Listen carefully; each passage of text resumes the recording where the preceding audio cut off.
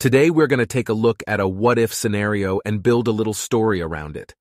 For this scenario, Kira was somehow able to kick the ball to Igarashi and kicks him out. So let's start. Igarashi is kicked out, and Kira confronts Isagi yelling at him, and Isagi, in cooling down, will also feel regret for betraying Kira. But Kira will say something to trigger him, however kunigami will come in clutch and separate them both. Kira, while still being pissed, doesn't talk much to Isagi, and first match arrives against Baru. Since Igarashi is not here, Kira tries to be a hero but fails, as Team Z is not really playing as a team, and he is outclassed by Baru. However, with help of Isagi, he is eventually able to get hold of this team and serves as anchor. Along with Isagi and other Team Z member, they are able to score 2 or 3 goals but lose because they took their time to regroup. Now rest of the matches continue, but Isagi still develops his ego. Relationship between Isagi and Kira gets normal again, but we can still see some cracks. Kira still tries to play with his team-based playstyle, however we see some glimpses of Kira's hidden ego at certain moments. They still win against Team W and Team Y. Kira will be the top scorer instead of Kunigami. Fast forward to the match with Team V, Kira will be demolished by Nagi's natural talent. This will be a crucial point to Team Z because we have to acknowledge the fact that the team may be significantly stronger, but the singular players, for example Isagi, will be weaker. So this match will be a turning point for Kira to embrace the blue lock philosophy and let Isagi's egoism run free for the sake of victory. Second selection arrives.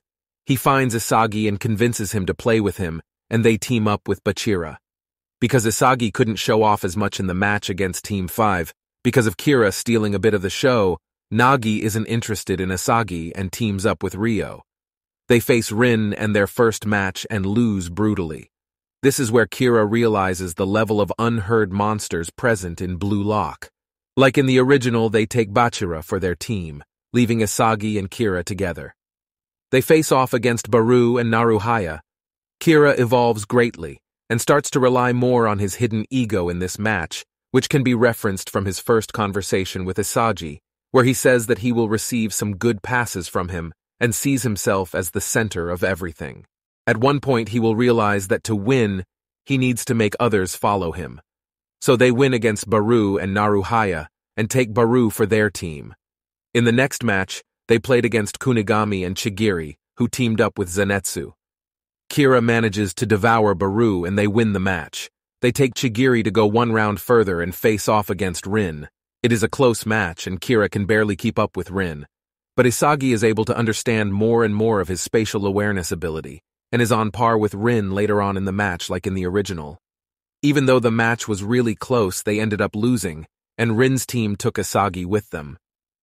After the loss, Kira cleared the second selection just to be destroyed by the world-class test. U20 arc begins, and he is not selected for the starting 11. He is very angry with it, but he accepts his fate and takes place on the bench.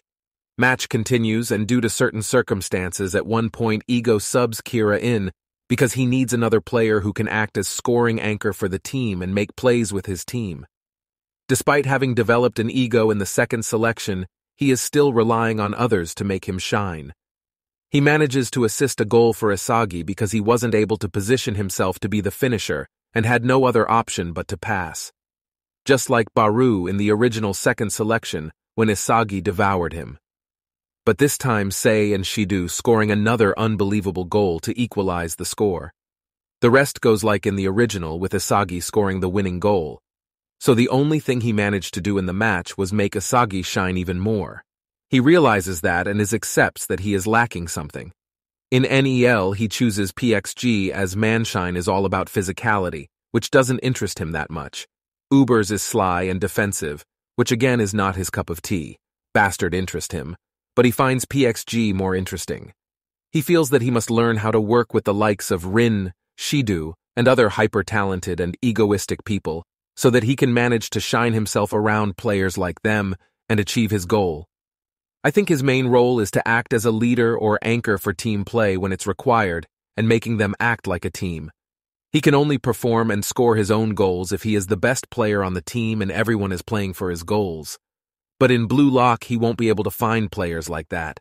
So that's why I think he won't be having a big impact in the Neo Egoist League.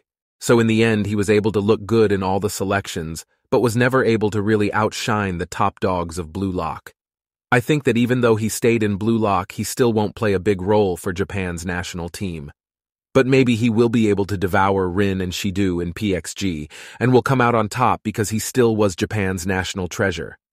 I would really like to see Kira making a comeback later in the story, but please leave me your thoughts on it in the comments.